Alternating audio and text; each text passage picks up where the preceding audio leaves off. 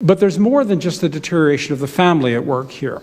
The filial rebellion, which I argue is behind much of the family deterioration, is also closely connected with political rebellion. And Zimmerman describes the family policies enacted not only during the Russian and French revolutions, but even following the American Revolution. And all of this amounts to gradual erosions of constitutional protections of individual rights for freedom and family privacy by the ever-expanding government machinery. G.K. Chesterton once warned that the family is the most important check on the power of the state. And it's hardly surprising that the state in many ways is kind of fighting back now. And that we see the growth of the social work and psychotherapeutic industries, organized feminism, a heavily politicized judiciary have combined to wage a kind of bureaucratic war on the family.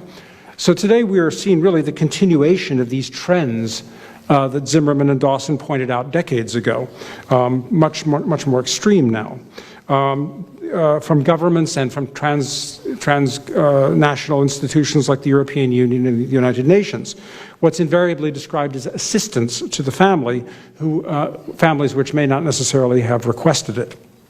So we need to exercise some scrutiny and skepticism toward these programs. Consistent with what we've seen in history, what is invariably described as helping the family often includes government power to increase government control over what had previously been considered private family life. In many cases, in extreme cases, what we even see in family policy is a process of government actually creating problems for itself to solve, which create, of course, new policies, new spending, and additional bureaucracies.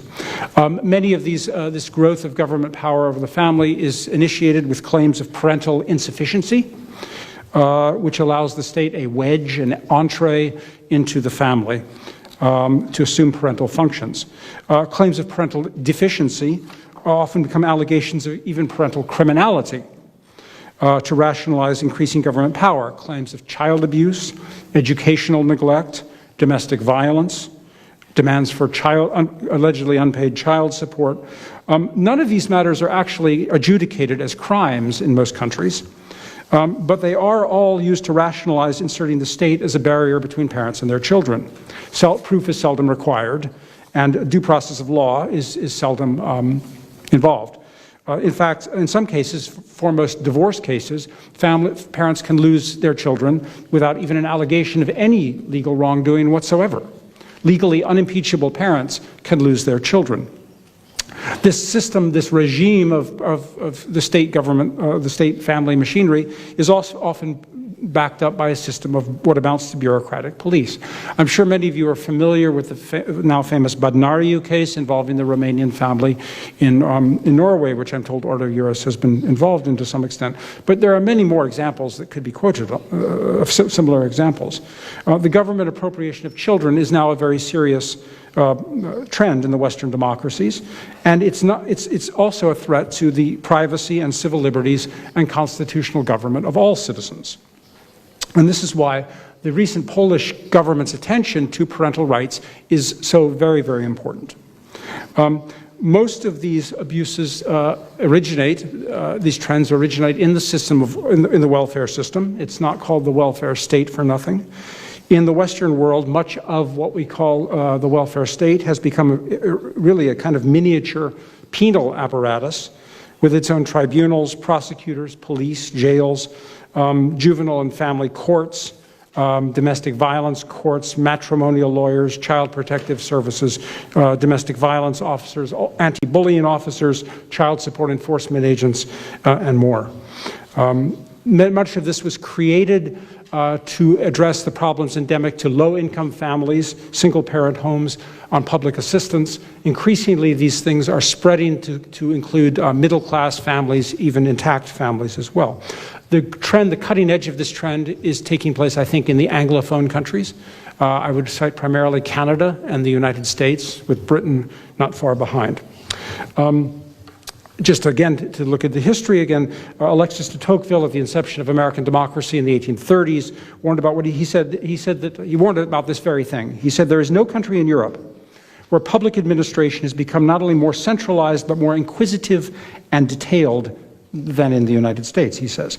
Everywhere, and this could be written with family policy in mind. It's amazing, these words he chooses. Everywhere, it penetrates further into private affairs. In its manner, it regulates more actions and establishes itself more every day beside, around and above each individual to assist him, counsel him, and constrain him. More recently, here in communist Europe, many dissidents made it a theme of how the communist system was a warning to the Western world. Havel, Solzhenitsyn, and others warned that the communist system was a warning to the West that what was happening was coming here.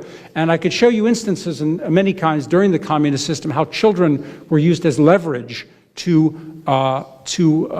control their parents by the secret police throughout the East Central Europe as ways of leverage to control the citizens.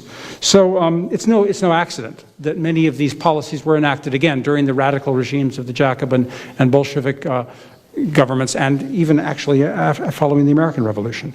Much of this trend increased dramatically during the 1990s. In the United States, especially under the aphorism, the maxim of Hillary Clinton, who said, "There is no such thing as other people's children." And I could explain to you, if you like, some of the policies that were put in place during the 1990s.